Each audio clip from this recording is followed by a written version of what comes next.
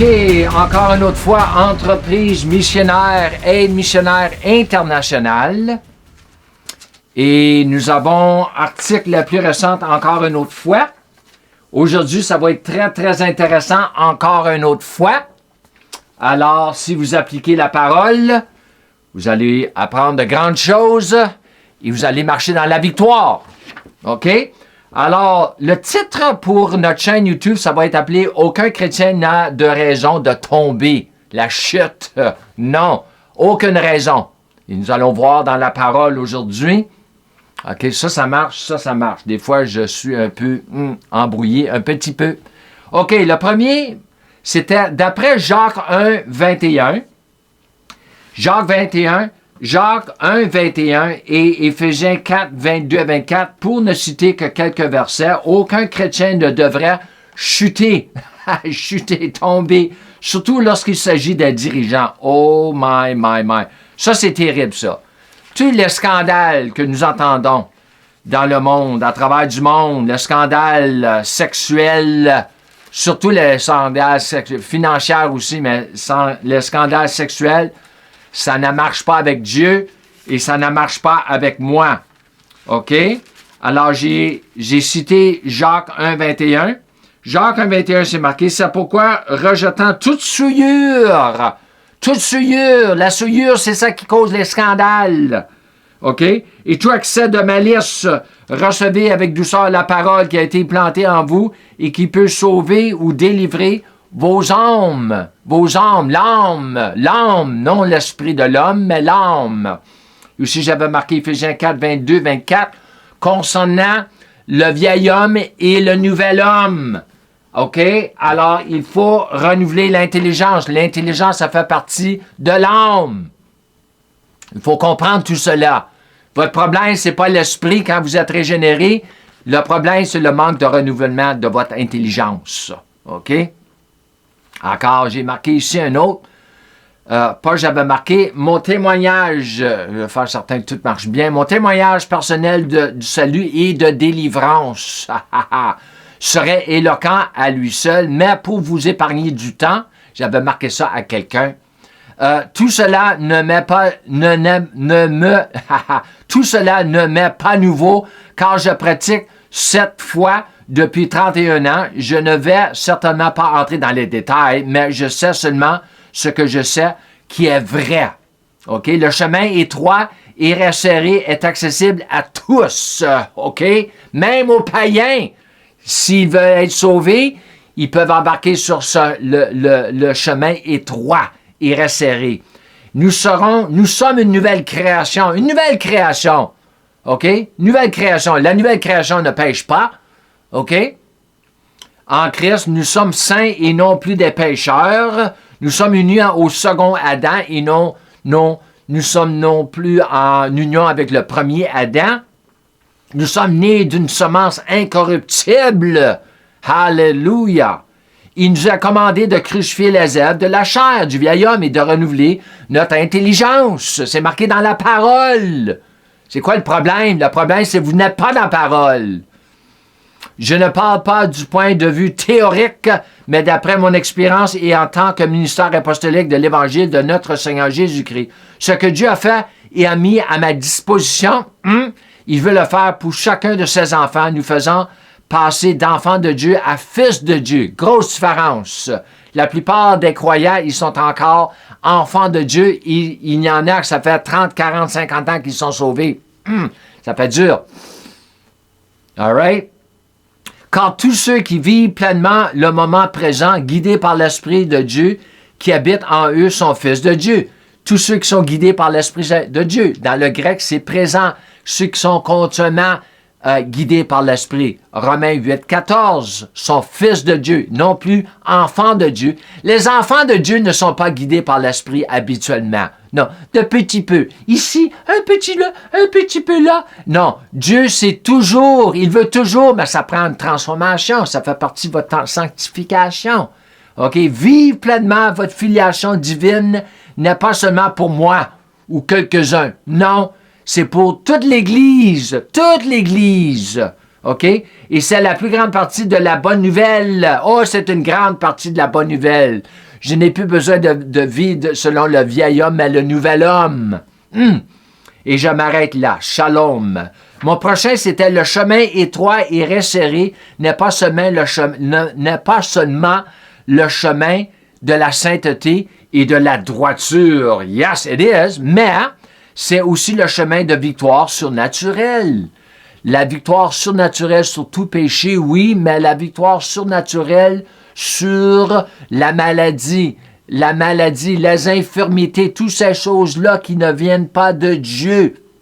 La pauvreté, le manque de l'argent, la peur, la crainte, tout cela, il y a une délivrance surnaturelle qui nous attend sur ce chemin étroit et resserré.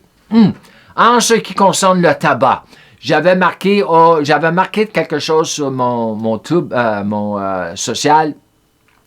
Et quelqu'un m'avait répondu, il m'a dit, moi j'ai des problèmes, je fume encore le tabac. OK?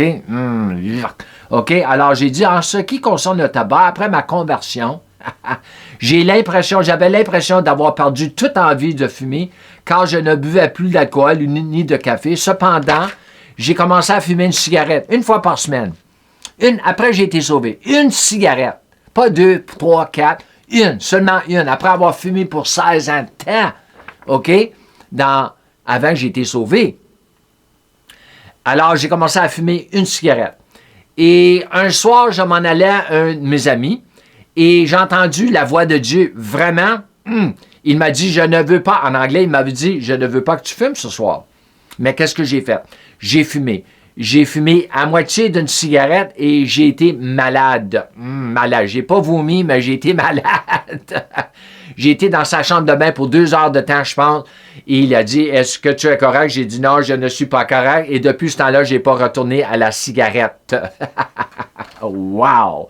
Hallelujah! All right? OK? Alors, du fait du fonction de l'âme, c'est ça, il faut comprendre. C'est la fonction de l'âme, la sainteté peut être présentée dans certains aspects de votre vie, tandis que l'impureté peut être présente dans d'autres. C'est ça qu'on ne comprend pas avec l'âme. Nous avons une délivrance ici et là, mais il manque de délivrance en autres départements de notre vie, si je peux le dire comme cela. Ouais, il faut travailler sur ces choses-là avec la parole. Je vous recommande d'étudier, je dis ça à l'homme, d'étudier en profondeur ce que la parole dit de votre identité en Christ et de méditer ces versets aussi souvent que possible chaque jour. La parole de Dieu nous a été donnée sous forme de semence, comme l'illustre la parabole du semeur. C'est pour ça que nous avons la parabole du semeur dans Marc 4, Luc 8 et Matthieu 13, je crois. En méditant et en vous imprégnant de ce que la parole dit de votre identité en Christ, ces paroles germeront en vous, au plus profond de votre âme. Finalement, vous perdrez tout désir de fumer. Vous allez perdre tout désir de fumer et bien d'autres bienfaits en découleront. Oui, il y aura autre chose dans votre vie qui va disparaître éventuellement. Ça fait partie de votre délivrance, ça fait partie de votre sanctification, ça fait partie de votre discipulat. C'est ça, j'ai marqué. Ça fait partie de votre croissance spirituelle, de la filiation divine. Mon frère, j'avais marqué, cela consiste de se dépouiller du vieil homme et à revêtir l'homme nouveau qui est Christ. L'homme nouveau, c'est Christ lui-même, dans son humanité. Ça nous appartient. C'est en lui que nous sommes en union avec, en Christ, son humanité. OK? J'espère que cela vous en sera utile. Et alors, mon dernier ici, j'avais marqué, nous avons des croyants qui disent que le moment que vous êtes sauvés, vous ne devriez jamais pécher à cause d'un petit verset qu'ils utilisent, mais c'est pas une bonne interprétation. Mais j'ai marqué, j'avais répondu à la question ou le commentaire, j'avais marqué, il y a une différence entre le péché habituel et le péché occasionnel. Grosse différence. OK? Si je puisse dire comme cela, je suis parfaitement conscient de ce que la parole de Dieu dit à propos du dépouillement du vieil homme et du revêtement de l'homme nouveau dans Éphésiens 4, 22 à 24, ainsi que la greffe du Christ qui a le pouvoir de sauver notre âme, pas l'esprit, l'âme. OK? C'est la partie de nous qui péchera continuellement. OK? Ça, c'est l'âme.